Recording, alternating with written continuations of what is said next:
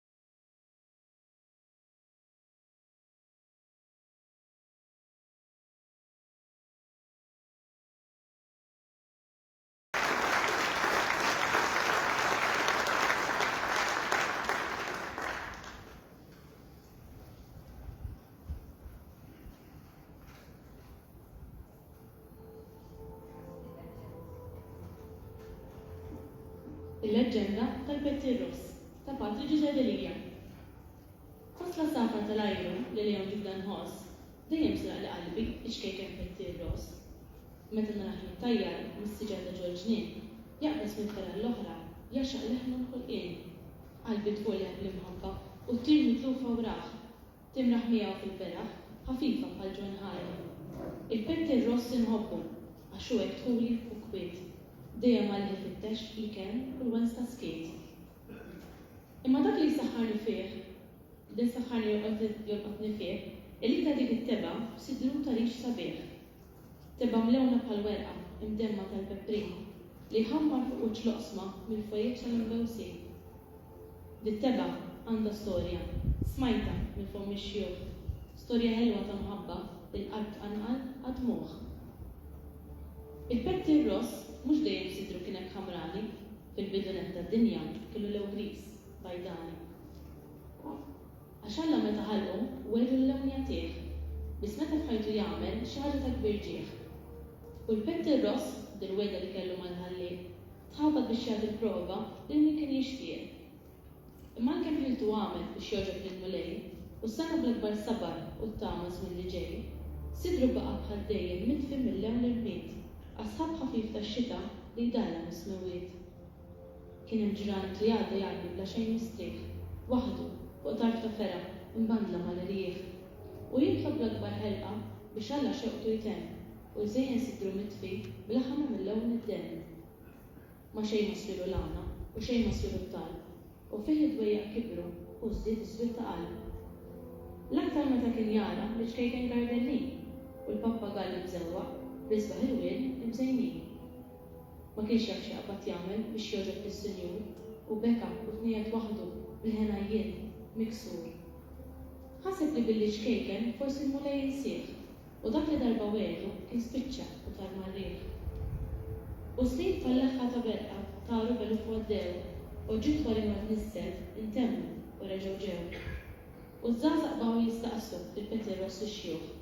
X'inhu li jrid minn Alla li bih nistgħu noġbuh? U x-xjuħ lilhom wieġbu u dejjem l-istess kliem, xi jrid u stess jurina forsi iktar il quddiem. Darba kif qam filgħodu, l-ajr kien mimli ġbal u s-sema kien imsaħħa u qalbu kollha mrar. Il-ġonna kienu sikta, lanqas biss fost ta' sfur, kollox kien donu rieqed fid-delb tal-mewt mistur. Kien jum ta' dlam u biża' u fuq dil-art kull ħlieqa kien donna taħt it-tqol ta' xi kbirem u dieqa. Il-Petri Ross mill-bejta fil-kemm miġbur fejn kien, xuxa ta' palma wieqfa tħaddar fuq ġenb tal-ġnien, żebbeġ għajnejh madwaru, qalbu b'ġismu tirtot u ħalla ħarskum beżza timraħ fil-qrib u l-bogħod. Qudiemu kienet tidher bit-templi sabiħ tagħha, Ġerusalemm qaddisa bis-swali jduru magħha. U raf it-toroq barra u lejn il-belt sejrin, follu ta' nies imħalta bi bib il-kbir deħin. Donni xi ħaġa kbira fil-belda kien ġrat, għax qatt fololek sfiqa Ġerusalemm marat. Imbagħad sama jgħat jidwi ta' mewt fuq is-salib, dun it-karwil tar-rat tal-ajru fit-taqlib. X'kienu dawk li ridna madwa ifisser ma setax, għax bħalhom hekk qalila tul ħajtu ma semax. Imbagħad ra lin nies ħieġa minn wieħed mill-bibien li sta kull ġens fuq għada titkellem kull il-sien. Quddiem soldati riqba fuq żwiemer sbieħ waqfin u oħrajn bil-għadin sfidhom li bsa blazzar mixjin. Warajhom maġistrati u skribi u fariżej, dotturi u saċerdoti tat-tempju tal-mulej. Imbagħad nies ta' kull razza, Medi, Grigi u Rumani u għani Polamiti u Siri u Eġizzjani u lub ta' sedet kollha mill-kejjen tal-Ġudea u minn kull tarf imbiegħed tal-art tal-Galilea. U fost il-folla mħabbla ta' żwiemel u ta' nies, għaddejja donna xmara tmewweġ twila bla qies, il-Petri Ross ra wieħed jaqta' sabiħ mill-bqija u ġusfajja imnikket madwar ir-roxxitija.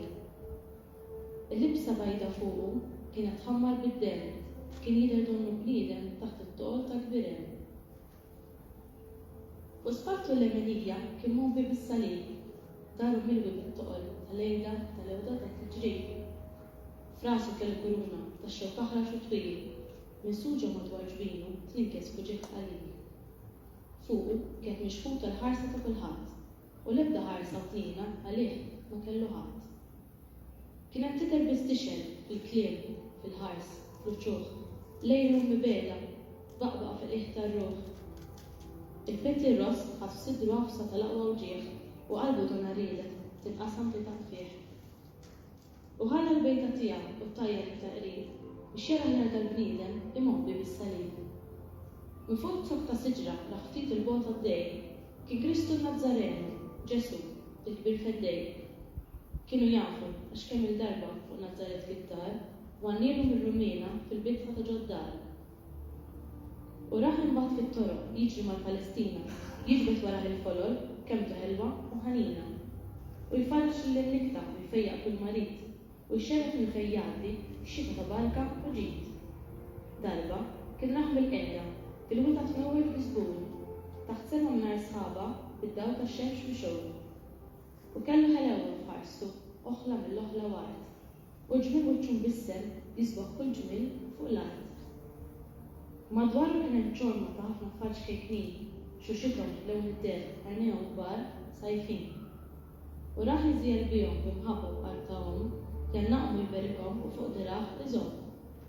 U sama kliemu ħlejjel li l-issem dakinhar ta' dawn sarnet is-sema għax huma safja u żgħar. U kollek xkejken ta' kliem jisu għalih, u ħaseb li jmur il-ġenna, u ħsib li jmur il-ġenna ħasbu l-ferħ jimlieħ. U ħabbu li tal-bniedem hekk twajjel, hekk ħanin, li qatt ma kien derbħalu lid-dinja tal-bnedmin. Għalhekk ma setax jifhem din il-mibeda għalih, għaliex kulħadd kien jaħqru, għaliex kulħadd kont trieħ. F'daqqa ħass tiġri f'demmu mewġa kisfa ta' bart, għax raħal wiċċu jaqa' taħt is-salib mal-art. U dak il-mani goldi qalbhom jibsa bħal-blad, nixteħlu kif rafuqu u għabbeħ b'xita f'aswat. U ma ħarġitx minn fomu tilwima jew tnejn t-dida, u lanqas kienet xkejken ta' karba jew tnejda. Wuġuħ, ħajjien, jixxengen, bil-mod qam fuq riġleħ u sħobb taħt triqtu mbikkel bil-lewda fuq spalleħ. Mifni, wasal sa fl-aħħar fil-post fejn kellu l-mut, għax fuq salib imdendel rridu jaraw ħillut. Neżel mill-libsa bajda mid-dew xi samruħ u l-fuq bajda ta' rebħa bejn sema u rart fl-fuq. Tam 3 sjad tal-baħar ta' niket u tiġri, ġismu bla sura mbiċċel minn xhur fuq is-salib. U wiċċi semma majjed sartom mill-lewn ir-ram u xemx naqset minn dawla u żdied fuq l-art idlaq. Il-Petti Ross ħas qalbu tixer li mħabba tfur għal dan il-msejken bniedem hekk twajjeb u hekk maħqur. U ħaseb u hekk xkejken hekk dajjef fuq il-ħlejja kif qatt tista' jtaffilu xi ftit minn dak id-dwejja. Talab tiskit bil-ħerqa għax għalb biex xallejti ħajnuna u tarf fejn rasu mxejla imdawwar bil-kuruna. U prova b'akbar ħlewwa muqarb tarf tifreħ jaqlalu xelfa mdefsa fiġfinu fuq buġbeħ. U rnexxielu sa fl-aħħar wara ħafna taħbit joħroġ il-ponta tnikkes jibsa daqs il-ħadid. U dak il-ħin l-imsallaq bexxaq kemm għajnejh u l-fuq mill-botre faħħom mbissem ħares leħ. U ġara li max-xewka li d-dem ħareġ għajbul u riċ ta' sidru rmieli baqa' bid-dem maħsul. U beqgħet dik it-teba għalkemm għaddew snin ħamra, ċara, sabiħa, għal-werqa tal-peprin. U qatt ma tfit mill-lewna u għadha tħammar sal-lum għax dak li wieħed talla bil-forsi tkun tkun. U l-Petti Ross u darba li ħares lejn il-ħmura, iż-żejjed sidru żbejja u tieħda ġmiel u sura, il-sinu jħoll u jarni u ħin niflajlu jtir biex jinseċ jinnu l-alla ta' ħajr u ta' tifil. Din il-leġenda żbejħa ta' xkejkek Petti Ross li fosta safar l-oħra leħ l-akbar ġubda nħoss. U xejna raħ jittajjar ġustiġa ta' ġorġnin u nisma leħ niflejju fil-ħemda tal-ħolqien, nisħajlu li rrit jarni kemm għalla jħobb l-erwieħ li jagħtu jħedmu għal-ajron u li jiru jaraw fih. U l-ħlas li għatletijom fil-ġenna minn tmiem meta fil-lub il-rikta, iċċertu d-dawl u s-slim.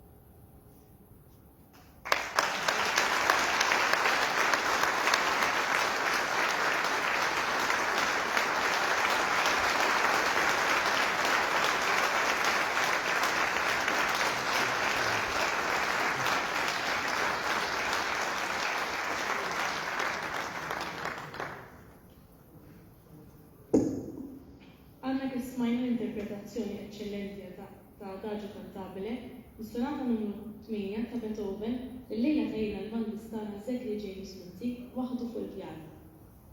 Immiss issa iżjed mużika klassika permezz tal-Lacrimosa ta' Wolfgang Amadeus Mozart u wara l-Marċ Funebru l-impjanto ta' Sulmas Vincenzo Ciappalla.